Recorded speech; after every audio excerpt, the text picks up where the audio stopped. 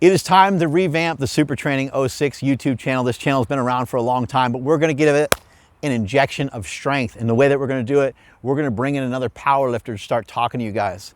The power lifter is David Herrera. David has totaled 10 times body weight at 198 pounds in a powerlifting meet. He's an exceptional lifter and he has amazing amounts of education, amazing things to share with you guys.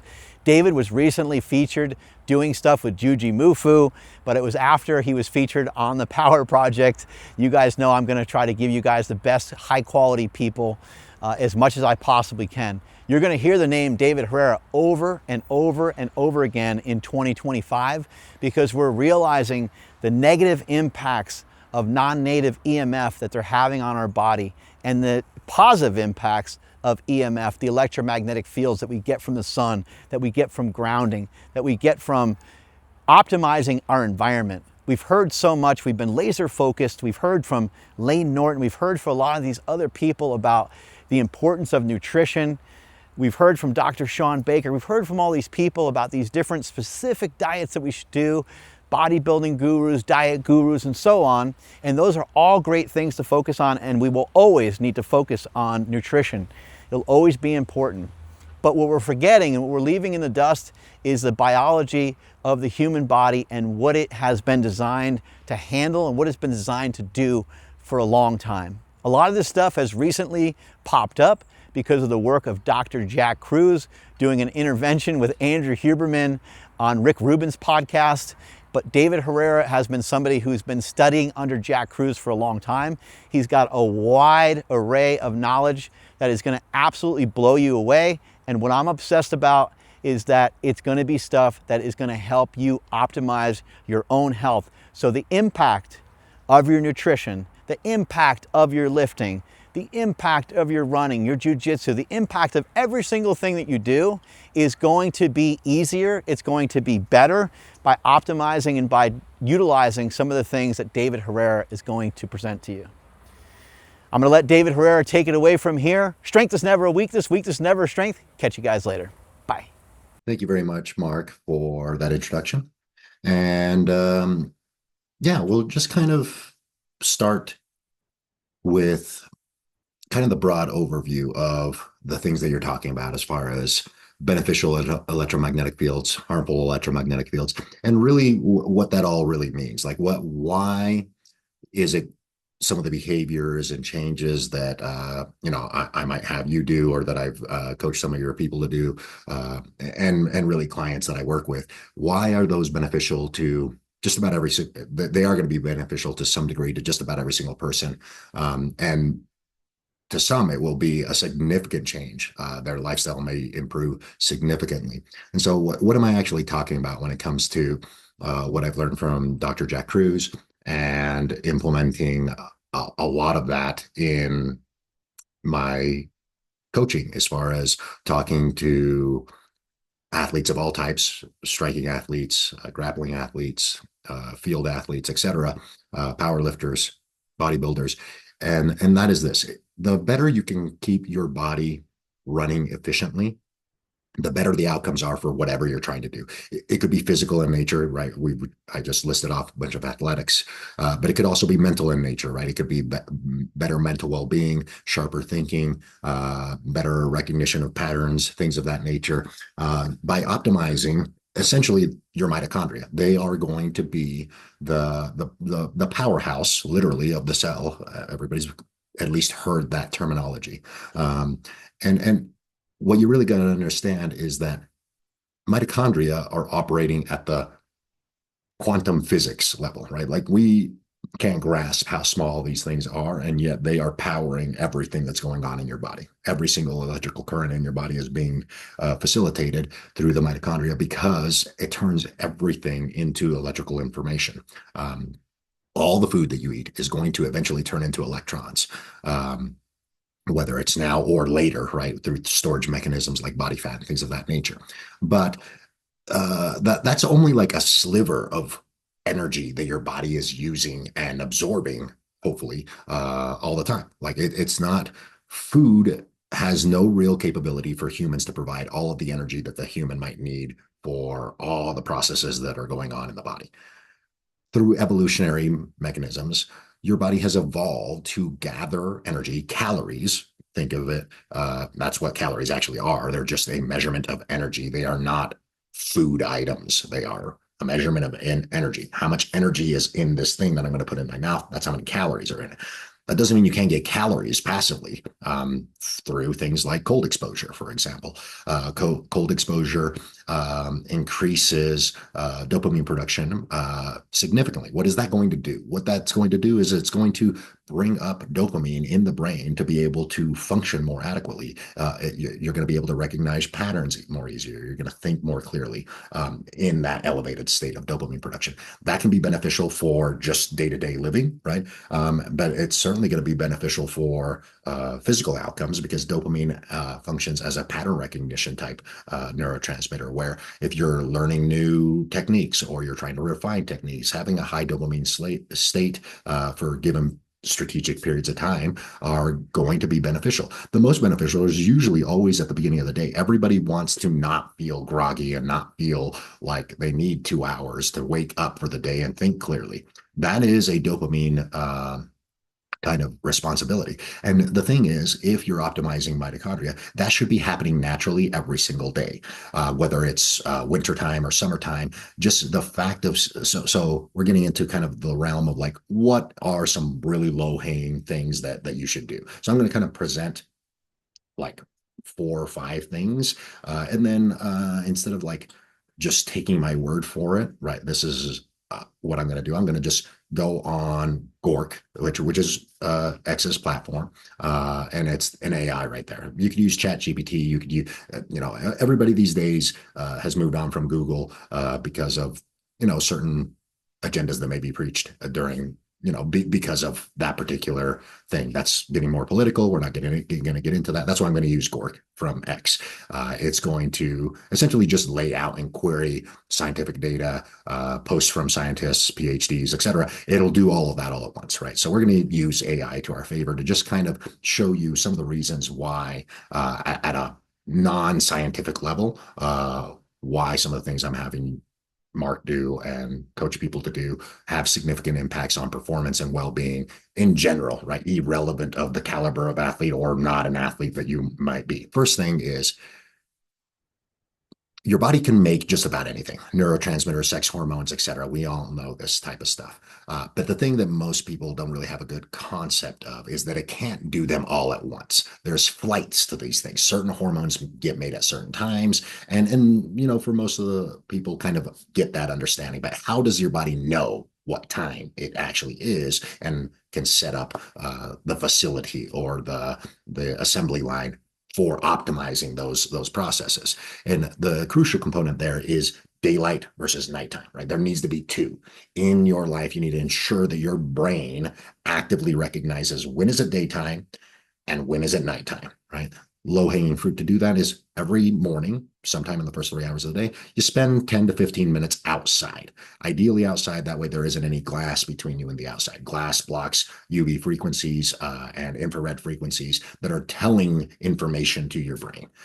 So you want to avoid that type of stuff. This can be layered into your daily commute, right? Just rolling down the window in your car will accomplish this. If it's happens to be winter where you are, then you're going to get a double stimulation. In fact, the backup system for sunlight stimulation is cold stimulation. That's why done at the right times of the day, cold can be very beneficial, not just for anti-inflammatory processes and things of that nature, but also accelerating processes like dopamine production and things like that. And so that is the same thing that's going to happen, say in the summertime when you get outside and you see sunrise, or you get outside in the sun in the first 3 hours of the day, you're going to have a large amount of dopamine being fluxed and cortisol being released, and you're going to become active. Cold exposure in the winter does the same thing. It's the backup system, the backup signaling system. And then the next thing that you want to do is make sure that you are getting grounded at some level at some point during the day, ideally at night, right? Some grounding sheets.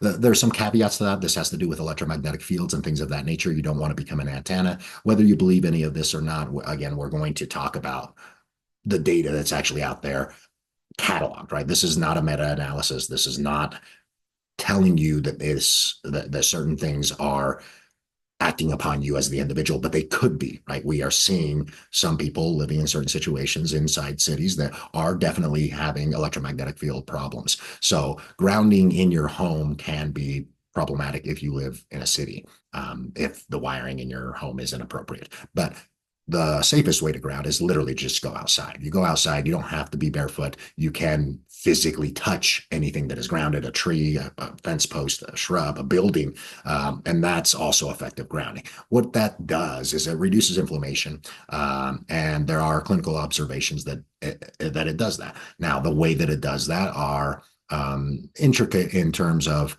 how your body is an electrical being, and the version of electricity that's running is not an oscillating current, AC current, which is what you would find in a plug in your wall.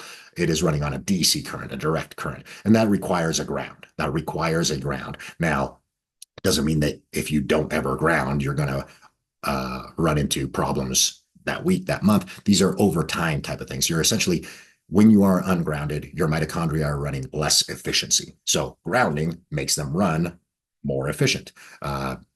Points in time when you want to do that, anytime you're trying to recover from something, right? Grounding after training is always a great thing. Grounding while you sleep, if you don't happen to live somewhere where there's potential problems with non-native electromagnetic fields, that's also going to be very beneficial. Then we have things like strategic use of UVB stimulation, UV light, UVA, UVB. Strategic use meaning you don't want to intentionally burn your skin. Right now, grounding while getting a tanning session prevents that from happening, and that is going to be this is something that you can prove to yourself, especially if you're somebody who says that you burn easily, right? Do it grounded, do it without grounding, do it grounded first, and you'll find that, oh, I didn't actually burn. I expected to burn. Do it ungrounded later, and you might actually burn. That is a benefit from grounding, is when it optimizes that the electron transport. Electrons are what's needed for photons to interact with you positively. So, and you want that to happen. You want UVA and UVB stimulation on your skin. You don't want to avoid that at all costs, because what it does is it enhances sex hormone production. It enhances vitamin D production. It enhances dopamine production and melatonin production. So that you get better sleep. All of these start to, when all of these daytime activities or little habits start to get layered in, what it culminates in is at night, you ensure that you signal that it's nighttime. How do you do that? You minimize electromagnetic fields of all non-native variety, meaning anything man-made is things that you want to slowly wean off as the night happens. As the night evolves, right, you eat dinner, you want to start reducing blue light overhead. You want to start augmenting red light from below. As you get closer to bedtime, you want to start reducing screen time. You want to start blocking blue light with some blue light blocking glasses, things of that nature. All of those will start to indicate or signal to the brain, hey, we are now on their way of going to bed. We're going to start recovery processes. It has to start assembling that. It has to start reworking the assembly line that was on during the day for nighttime process to be optimized. And so it becomes your job in this modern world to circumvent the things that are preventing that switch over to happen, right? So that's the other concept. And then the last concept, it has to do more with water, and it's really broad. Just drink good, high quality water. The most positive thing you can do is ensure that your water is not fluorinated. It directly interferes with cytochrome number 4 in the electron transport chain complex, and it indirectly interferes with magnesium and calcium flows in the cell and increases oxidative stress. So those are all things that you want to avoid, right? And if it's something that you're putting in your mouth through the means of drinking water, that's definitely something that everybody should avoid.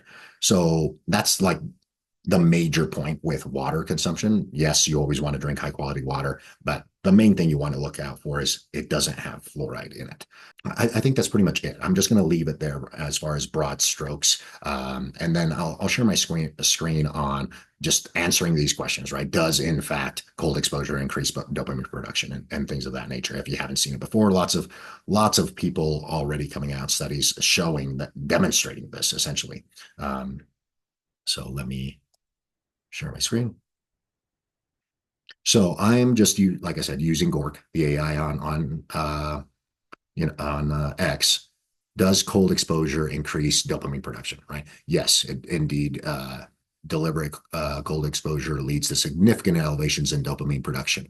Both brief and prolonged cold exposure can lead to these increases, and even short exposures at a very cold temperature or longer exposures at moderate temperature. So what this means is the temperature, right, and we know this, is around 55 degrees. Anything below 55 degrees, whether it's short or long, can induce this level of activity at the neurotransmitter level, which is going to enhance mood. It's going to enhance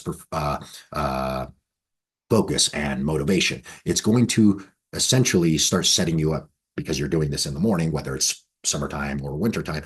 Because of doing this in the morning, you are more likely to be motivated for the things and tasks that you are wanting to do and accomplish. Grounding, reducing inflammation, right? It had studies showing on reducing inflammation post-injury from anything from loss of function of, and these studies were done with medical infrared imaging as far as like dissipating inflammation. How did they absorb the inflammation being dissipated? And they used infrared imaging to see the dissipation of grounding or the effects of grounding on inflammation. And reducing oxidative stress. And there are clinical observations, anecdotal observations leading to significant improvements in conditions of inflammation like arthritis and so on. So grounding overall, very, very, very beneficial. Again, low-hanging fruit. All of these things done in concert are what's going to augment mitochondrial function, which in turn is always going to be beneficial for any mammal. And then sunlight increasing efficiency of sexual hormone production and neurotransmitter production. Yes, we have evidence of obviously the obvious one, vitamin D production, but also direct exposure to UV radiation on the skin. Chest and testes in men have been linked to increased testosterone production.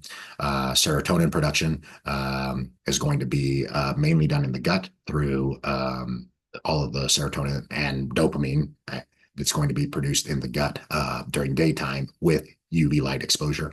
We also have melatonin that's going to be produced in about the majority of your melatonin is actually produced below the neck. It's not actually in the pineal gland. It's all still in the mitochondria of every cell in your body. That's where it's being produced because it's mainly an antioxidant first. So it's going to be things that melatonin is essentially looking for cellular damage through reactive oxygen species function. So as you are active during the day and you're getting sunlight exposure, there's a certain amount of reactive oxygen species that your mitochondria everywhere in your body are going to make. The reaction to that reactive oxygen species is the production of melatonin at the mitochondrial level. So melatonin is not just something that you make to make you go to sleep. It's actually active during the day, doing things at the cellular level and not at the brain level. It's not only until nighttime goes away does melatonin production start to be produced at the brain level that to make other effects happen, like putting you to sleep for recovery purposes. But the melatonin during the day is not putting you to sleep. It's actually quenching reactive oxygen species. And again, you want that to be happening during the day. So you need some level of UV light exposure. Now, there are hacks as far as if you don't get sunlight, if you know, let's talk about like you can't accomplish all of these all the time, right? And that's not really what I'm after. Like the closer you get to that, the better outcomes you're going to have.